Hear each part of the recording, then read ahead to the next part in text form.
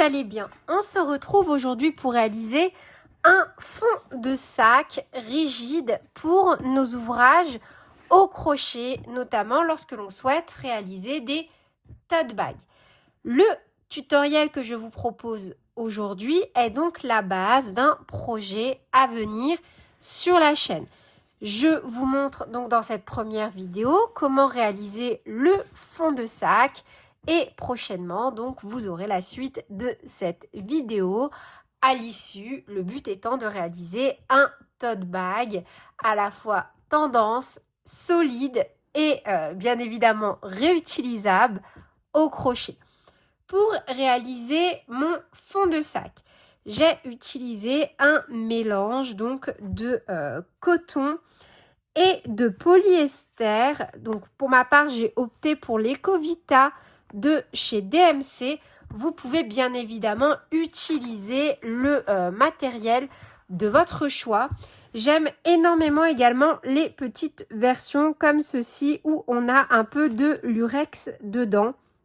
Donc il me semble qu'on est à peu près sur la même composition. Donc là on a 75% de coton recyclé, 15% de polyester et 10% de fil métallisé recyclé. Et là, on a 80% de coton recyclé et 20% polyester. Donc, ce qui compte surtout, c'est d'avoir un fil de type macramé, vous voyez, avec une épaisseur plutôt épaisse quand même. Je vais vous le mesurer à l'écran. Donc là, moi, quand je mesure mon fil, j'ai environ 3 mm. Alors, je ferai de toute façon un petit zoom. Et j'utilise également un crochet taille numéro 4. Bien évidemment, vous êtes libre d'utiliser le matériel de votre choix.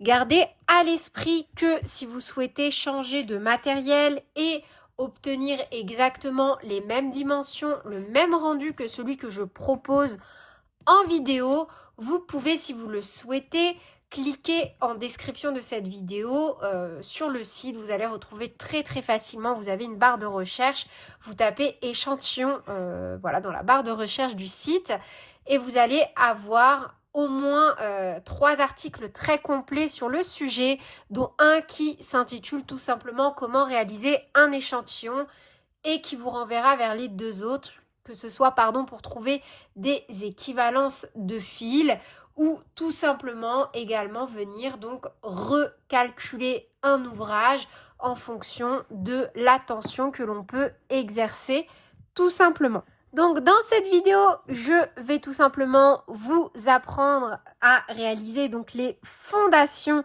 d'un sac à travers un fond de sac bien rigide.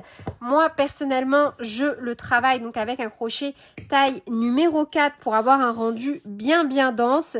Voilà, il est de toute façon recommandé de le travailler avec un crochet taille numéro 4, mais sachez que vous pouvez très bien prendre un crochet taille 4,5 ou 5 également en fonction de votre aisance lors du travail de 1, car on va travailler en maille serrée essentiellement, puis en réalisant un dernier tour de demi-bride. Sachez que cette vidéo est accessible au niveau débutant, car je vais vraiment reprendre toutes les bases de réalisation. Si malgré cela vous avez des difficultés, pas de panique, vous pouvez soit zoomer sur la vidéo, soit ralentir à l'aide de la petite molette, ou encore vous rendre sur mon site internet www.lecrochetdeplume.com pour y retrouver l'intégralité de mes leçons de crochet disponibles gratuitement en version vidéo, photo et explication écrite. Sur ce, on est parti avec le tutoriel. On va commencer par réaliser un nœud coulant.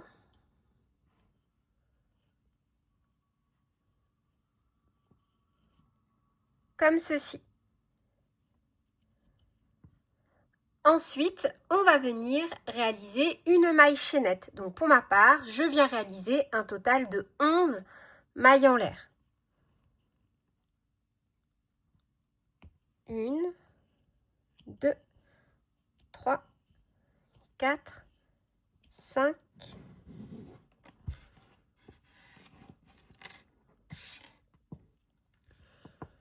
6, 7, 8, 9, 10 et 11. On va venir travailler à l'arrière de la chaînette. Ça veut dire qu'on ne va ni piquer dans le brin avant ni dans le brin arrière de nos mailles en l'air. Donc vous voyez, comme ceci, quand on glisse le crochet, on a nos deux brins, le brin avant et le brin arrière. Nous, on va vraiment venir travailler à l'arrière à chaque fois dans la boucle comme ceci. Ici, ici, ici, etc. En travaillant comme ceci, on va avoir de jolies finitions. Donc, on saute la première maille à partir du crochet, on pique dans la deuxième, on pique bien au niveau de la boucle à l'arrière, comme ceci, et on vient réaliser une première maille serrée. Donc, un jeté, on passe, on a deux boucles sur le crochet, un jeté, on passe à travers, deux boucles, et surtout, on vient mettre un petit marqueur. C'est très très important, surtout si vous débutez le crochet. Je vous recommande fortement de toujours marquer la première maille de chaque nouveau rang. Donc là, on va venir travailler une maille serrée dans chaque maille de notre chaînette. On doit avoir donc un total de 10 mailles serrées. Et à chaque fois, encore une fois, on pique bien, comme ceci, dans la boucle à l'arrière. Donc ça nous fait 2 mailles serrées, 3 mailles serrées, 4 mailles serrées, 5, 6, 7, 8,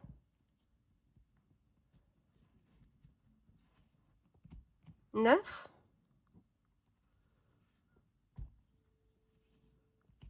et 10. Une maille en l'air, on tourne. Et à partir de maintenant, donc à partir du rang numéro 2, on va tout simplement travailler une maille serrée dans chaque maille du rang précédent. Et on lèvera toujours le rang avec une maille en l'air. On passe la maille en l'air et on travaille à chaque fois maintenant au niveau des deux brins. Comme ceci. Et on fait tout simplement des rangs de mailles serrées. Donc là, on a notre première maille serrée et on vient la marquer car il s'agit de la première maille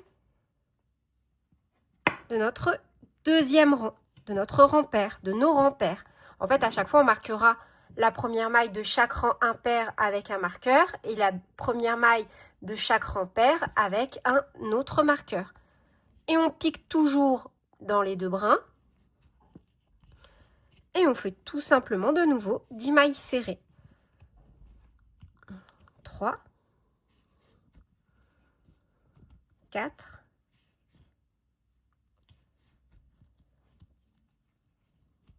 5, 6, 7, 8, 9,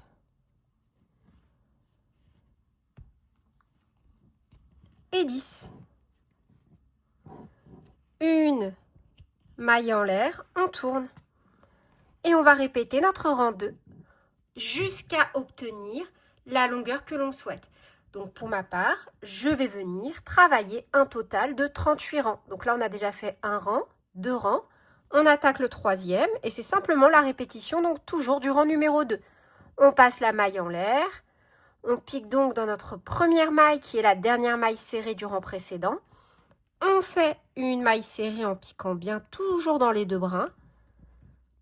On vient mettre notre petit marqueur comme ceci. Et on refait tout simplement une maille serrée dans chaque maille du rang précédent.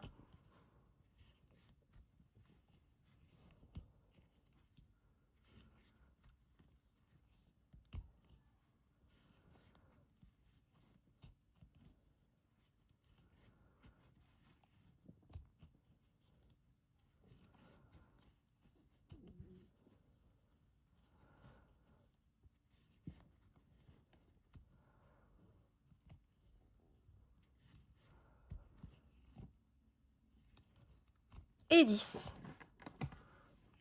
Une maille en l'air, on tourne et on répète. Donc autant de fois que nécessaire pour obtenir la hauteur que l'on souhaite. Pardon.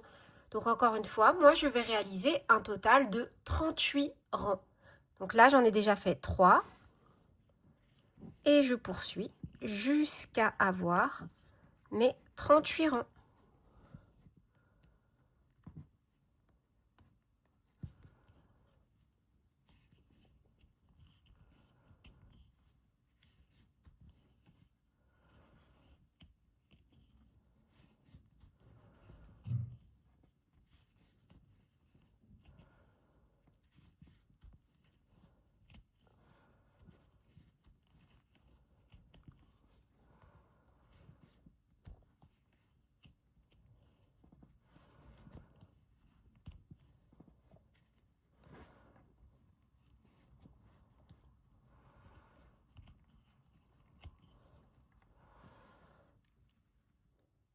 J'ai réalisé donc un total de 38 rangs. Donc là, on est sur l'endroit de l'ouvrage. On peut les compter.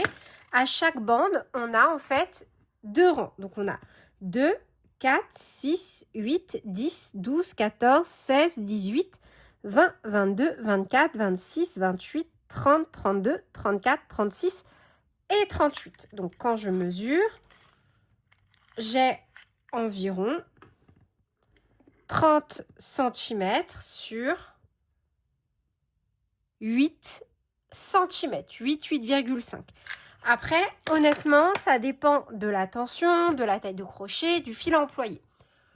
Plus ou moins, donc 30 cm sur 8 cm.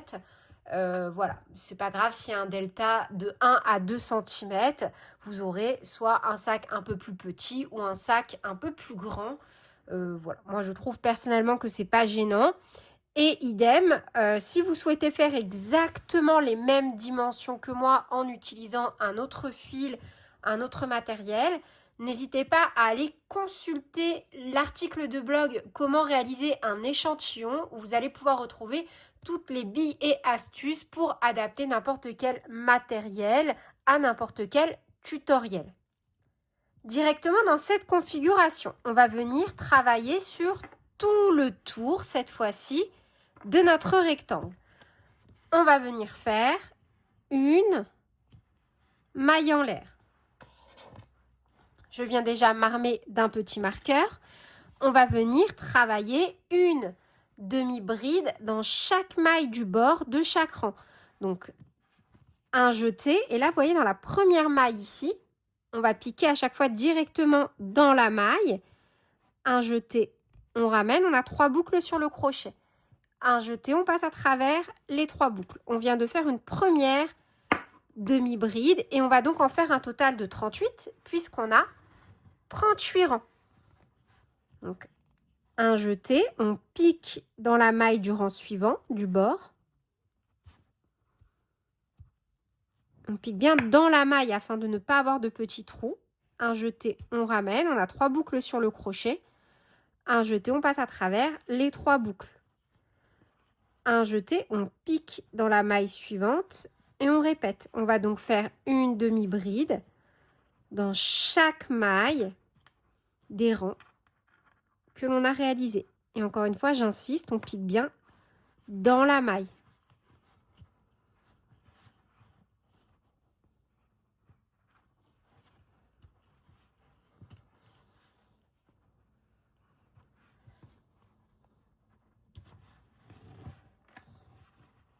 Donc là, 6, 7,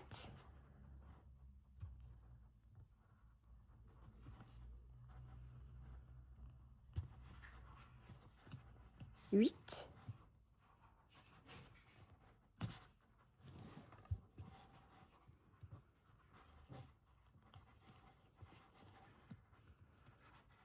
9,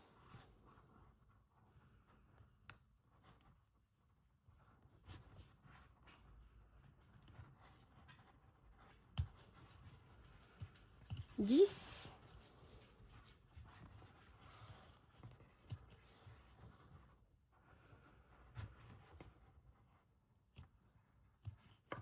38.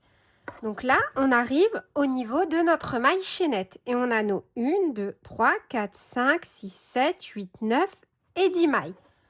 Dans la première, un jeté, on pique et on vient faire une première demi-bride. Dans la même maille, on refait une demi-bride. On fait donc une augmentation. On va ensuite venir réaliser 8 demi-brides. 1, 2, 3, 4, 5,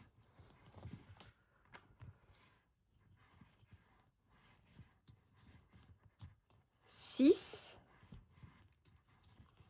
7 et 8. Et dans la dernière maille, on refait 2 demi-brides dans la même maille, soit une augmentation.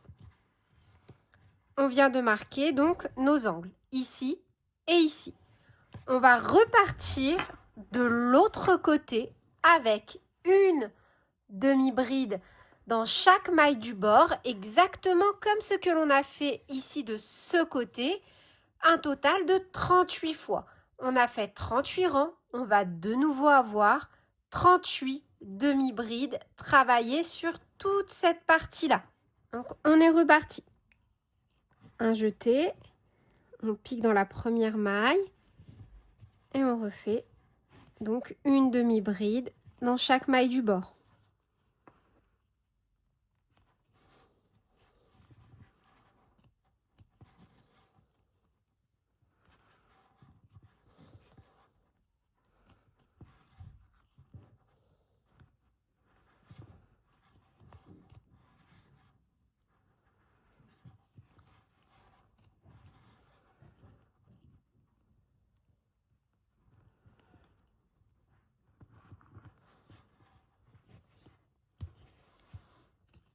Et 38. De nouveau, une fois qu'on est au niveau de nos 10 mailles, donc 1, 2, 3, 4, 5, 6, 7, 8, 9, 10, on refait 2 demi-brides dans la première maille du dernier rang de 10 mailles serrées réalisées, 8 demi-brides, donc consécutives, 1,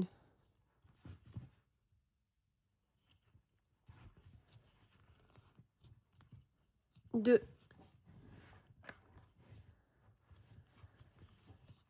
3, 4, 5, 6, 7, 8. Et dans la dernière maille, on refait 2 demi-brides dans la même maille. Donc 1 et 2. Vous voyez, là, on a quelque chose qui commence à se resserrer. Donc voilà pour notre fond de sac. Donc moi, dans cette vidéo, je vais maintenant vous montrer comment clôturer, notamment si vous souhaitez opérer un changement de couleur. Et je me servirai donc de cette vidéo pour vous proposer d'autres modèles avec toujours la même base de fond de sac. Donc directement dans cette configuration-là, on laisse environ 15 cm. On tire sur la boucle. Et pas dans la première maille, mais dans la deuxième maille du tour en cours. Donc on glisse le crochet. de l'intérieur du sac vers l'extérieur, de l'envers vers l'endroit. Un jeté, on récupère la boucle comme ceci et on la passe. Voilà dans quelle configuration nous sommes. Donc là, on peut retirer notre petit marqueur. Là où notre queue de fil prend naissance, dans la dernière maille que l'on a fait, on passe le crochet dans la maille. Un jeté et on ramène vers l'envers de l'ouvrage la queue de fil. Voilà le résultat. Donc là, on tire sur notre fil pour venir donc former une fausse maille. On vient réaliser un petit nœud de sécurité et on pourra par la suite passer à la suite de notre ouvrage. Donc là, je vais vous mesurer mon petit fond de sac. Une fois donc mon dernier tour réalisé, on a environ 32 cm sur environ 10,5 cm. Donc voilà, c'est tout pour cette vidéo. J'espère qu'elle vous aura plu. Sur ce, je vous fais plein de bisous. Prenez bien soin de vous et à très bientôt pour de nouvelles vidéos. Salut!